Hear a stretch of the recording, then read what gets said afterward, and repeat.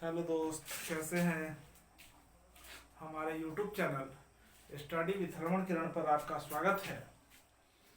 मेरा यह चैनल खासकर बिहार, झारखंड, यूपी, खासकर पूर्वांचल जैसे क्षेत्रों के बच्चों के लिए प्रतिबद्ध चैनल है। यह channel BPSC, JPSC, UPPSC, railway, banking तथा अन्य कंपटीशन की तैयारी कर रहे बच्चों को जीएस का सुविधा उपलब्ध कराता है।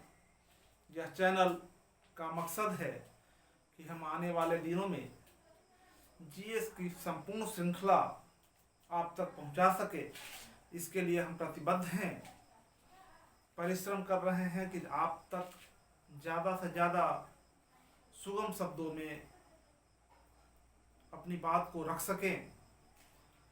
उसी श्रृंखला में आज यह मेरा ज्योग्राफी का श्रृंखला प्रारंभ हो रहा है। ज्योग्राफी किसी भी प्रतियोगी परीक्षा का बड़ी महत्वपूर्ण विषय है। इससे संबंधित बहुत ज़्यादा प्रश्न पूछे जाते हैं। समझने वाला विषय है, इसलिए आपसे हमारी यह गुजारिश है कि हम हमारे इस चैनल से जुड़कर इसे समझें, लाभ उठाएं, ज़्यादा से ज़्यादा लाइक तथा सब्सक्राइब करें। आज जो मेरा टॉपिक है वह है सौर मंडल। आज मेरा टॉपिक है सौर मंडल। मूल रूप से सौर मंडल सूर्य एवं उसके चारों ओर भ्रमण करने वाले 8 ग्रह, 172 उपग्रह, धूमकेतु, उल्काएं तथा क्षुद्र ग्रह संयुक्त रूप से सौर मंडल कहलाते हैं। सूर्य जो कि एक सौर मंडल का तारा भी है, जो ऊर्जा तथा प्रकाश उत्पन्न करता है। सूर्य की ऊर्जा का स्रोत उसके केंद्र में हाइड्रोजन परमाणुओं का नाभिकीय संलयन द्वारा हीलियम में बदलना है। नाभिकीय संलयन के द्वारा ही हाइड्रोजन नाभिक परस्पर जुड़कर हीलियम नाभिक में बदलते हैं और हीलियम नाभिक में बदलने के कारण वहां ऊर्जा की एक विशाल राशि मुक्त होती है। सूर्य का जो भाग हमें आंखों से दिखाई देता है उसे प्रकाश मंडल कहते हैं। वह जो हमारे प्रकाश का मुख्य स्रोत सूर्य है, पृथ्वी पर जो ऊर्जा का मुख्य स्रोत है वह सूर्य है। सूर्य में इतनी ऊर्जा आखिर मुक्त कहाँ, बहुत से इस पर सिद्धांत अलग अलग आए। किसी ने कहा कि यह सूर्य एक जलता हुआ कोयले का गोला है, कोई क्या, तमाम दावे होने के बावजूद जो इस पर सबसे अद्यतन 1931 में अमेरिकी वैज्ञानिक हैंस बेथे ने जो सिद्धांत प्रस्तुत किया वही आज सर्वमान्य है। और उसी के अनुसार जो सूर्य में ऊर्जा की उत्पत्ति होती है, सूर्य में जो ऊर्जा की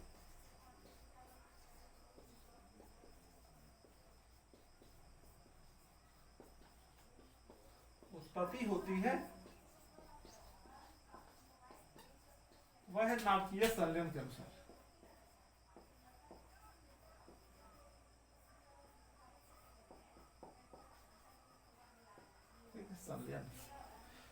वैसी नाभिकीय अभिक्रिया जिसमें दो या दो से अधिक हल्के नाभिक परस्पर जुड़कर एक अस्थायी तथा बड़े नाभिक का निर्माण करते हैं, नाभिकीय संलयन कहलाती है। इस अभिक्रिया में ऊर्जा की विशाल राशि मुक्त होती है। इस अभिक्रिया में ऊर्जा की एक विशाल राशि मुक्त होती है। जैसे मान 1h1 plus 1h1 plus 1h1 plus 1h1 2Hg4 plus ऊर्जा प्लस पॉजिट्रॉन। होता क्या है कि जब चार नाभिक आपस में जुड़ते हैं तो 2He4 हीलियम नाभिक का निर्माण करते हैं तथा ऊर्जा की एक विशाल राशि मुक्त होती है। इसमें पॉजिट्रॉन भी बनता है। ये सभी चूंकि वहां पृथ्वी के आंतरिक भाग का तापमान बहुत अधिक होता है, इसलिए हाइड्रोजन तीव्र वेग से आपस में जुड़ने लगते हैं और एक अनुमान के अनुसार हमारे यहाँ जो नाभिकीय अभिक्रिया होती है इसमें 10 खरब पाउंड का हाइड्रोजन का प्रति सेकंड इसका उपयोग होता है। सूर्य प्रति सेकंड हाइड्रोजन का लगभग 10 खरब पाउंड उपयोग करता है। यही हमारे सूर्य से ऊर्जा प्राप्ति का मुख्य स्रोत है। सौरमंडल का लगभग 99.86% पदार्थ सूर्य में ही निहित है। सूर्य का आयतन पृथ्वी से लगभग 13 गुना अधिक बड़ा है तथा द्रव्यमान 3,30,000 गुना अधिक है।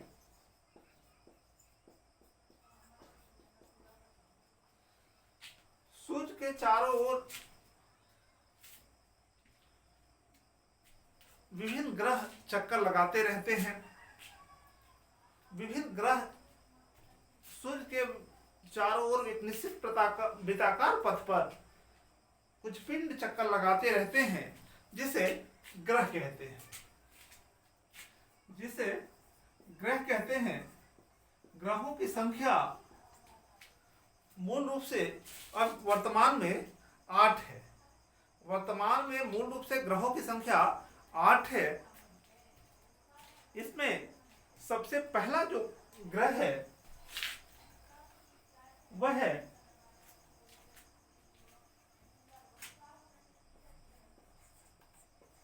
बुध।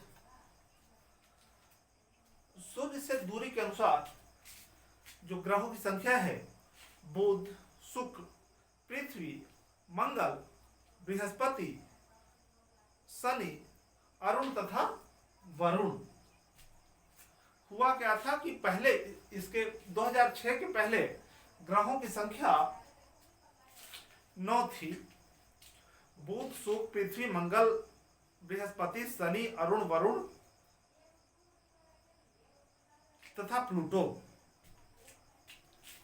लेकिन 24 अगस्त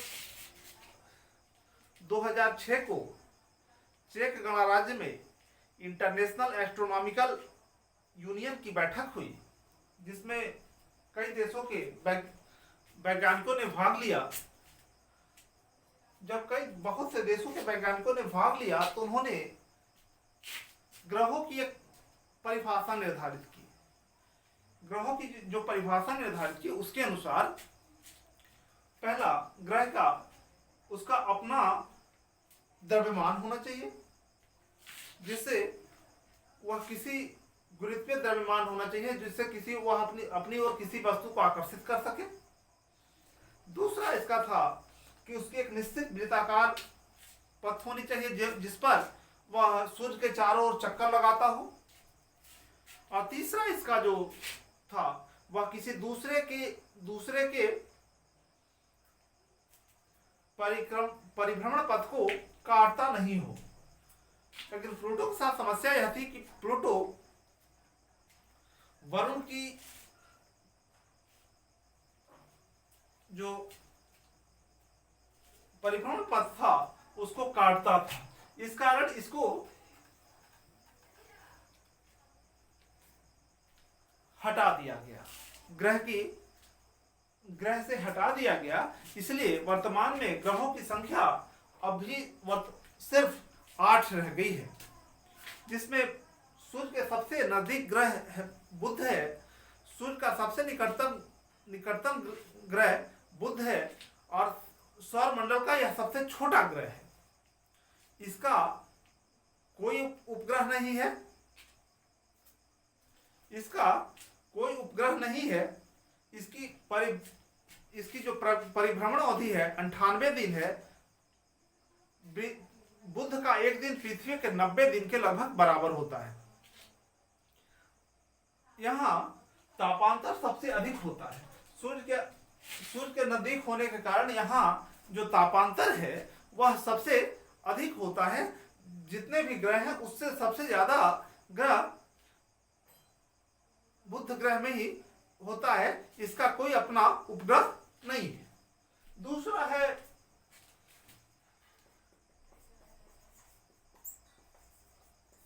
शुक्र। दूसरा जो ग्रह है वह है शुक्र है। शुक्र की जो परिभ्रमण अवधि है वह 225 दिन है तथा घूर्णन अवधि 243 दिन है।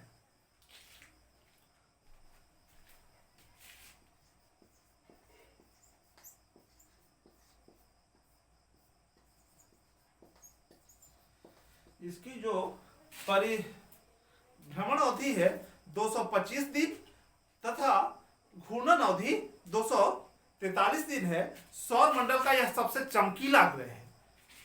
शुक्र सौर मंडल का सबसे चमकीला ग्रह है। इस कारण इसे सांझ का तारा या भोर का तारा भी कहते हैं। यह अपनी धुरी पर उल्टी दिशा में पूर्व से पश्चिम की ओर घूमता है। इस कारण यहाँ सूर्योदय, इस ग्रह पर सूर्योदय पश्चिम दिशा में होता है। यह अपनी अक्ष पर, अपनी धुरी पर उल्टी दिशा अर्थात पूरब से पश्चिम की ओर घूमता है। इस कारण यहाँ सूर्योदय पश्चिम दिशा में होता है। इसका अपना कोई उपग्रह नहीं है। यहाँ सल्फ्यूरिक एसिड का सल्फ्यूरिक एसिड बहुत अधिक पाई जाती है। इस कारण यहाँ जीवन का कोई आशा नहीं है। इसे पृथ्वी की जुड़वां बहन भी कहते हैं। तीसरा जो ग्रह है वह है पृथ्वी। तीसरा जो ग्रह है वह है पृथ्वी है। इसकी जो परिभ्रमण अवधि है 365 दिन 6 घंटा और जो घूर्णन अवधि है वह है 23 घंटा 56 मिनट 4 सेकंड। अर्थात यह सूर्य के चारों जो चक्कर लगाता है वह 365 दिन 6 घंटा में, लेकिन यह अपने अक्ष पर 23 घंटा 56 मिनट 4 सेकंड में घूम जाता है। जो दिन रात का कारण है वह घूर्णन गति ही है। और जो यहाँ जो वर्ष होता है उसे 365 दिन 6 घंटा में यह सूर्य के चारों ओर एक बार चक्कर लगाता है। यहाँ प्रचुर मात्रा में जल है। इस कारण जल होने के कारण इसे नीला ग्रह भी कहते हैं। इसका एकमात्र उपग्रह चंद्रमा है। यहाँ ऑक्सीजन है। इस कारण ऑक्सीजन तथा जल है। पूरे सौर मंडल में जितने भी ग्रह हैं यही एकमात्र ग्रह है जहां जीवन है। इसका परिभ्रमण पथ 15 किलोमीटर है। इसका एकमात्र उपग्रह जिसको चंद्रमा कहते हैं। उसके बाद चौथा जो ग्रह है वह है मंगल।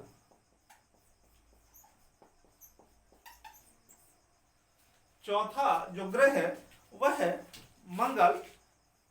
इसका जो परिभ्रमण काल है वह है 686 दिन। इसका जो परिभ्रमण काल है वह है 686 दिन।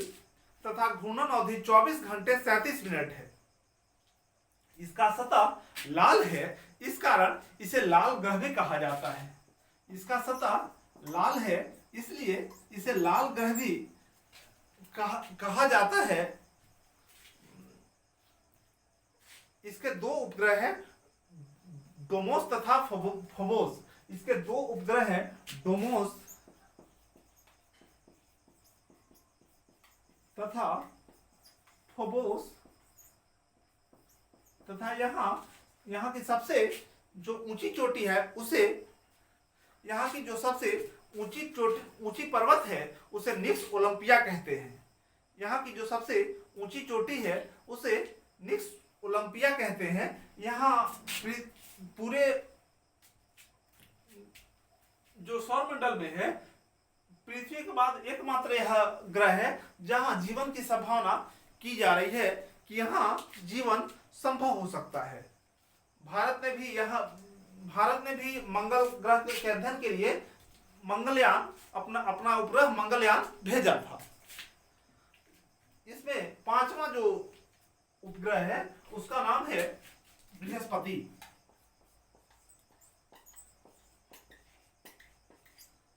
पांचवा जो उसका नाम है बृहस्पति, इसका जो परिभ्रमण अवधि है 4332 दिन तथा घूर्णन अवधि 9 घंटा 50 मिनट। यह सौरमंडल का सबसे बड़ा ग्रह है। यह सौरमंडल का सबसे बड़ा ग्रह है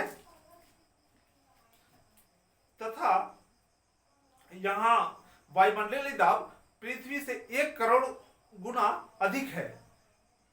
यह तारा तथा ग्रह दोनों है, क्योंकि यहाँ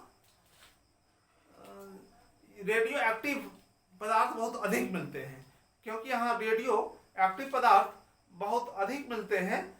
इस सबसे अधिक उपग्रह भी इसी ग्रह का है, 67 उपग्रह इसका है, जिसमें गैनीमेड सबसे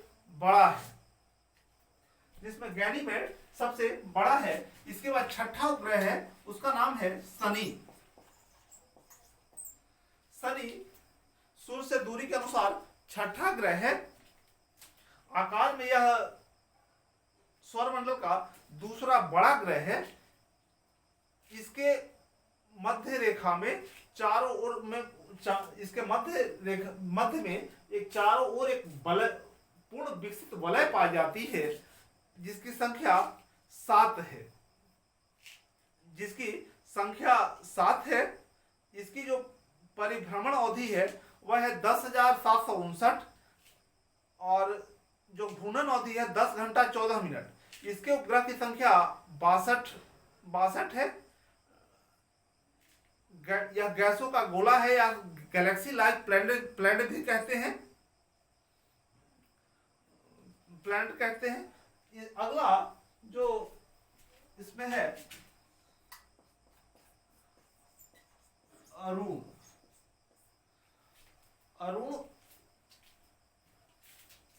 इसकी खोज जो विलियम हर्शेल ने किया था। इसकी जो परिभ्रमण अवधि है 30,685 दिन, घूर्णन अवधि है 16 घंटा।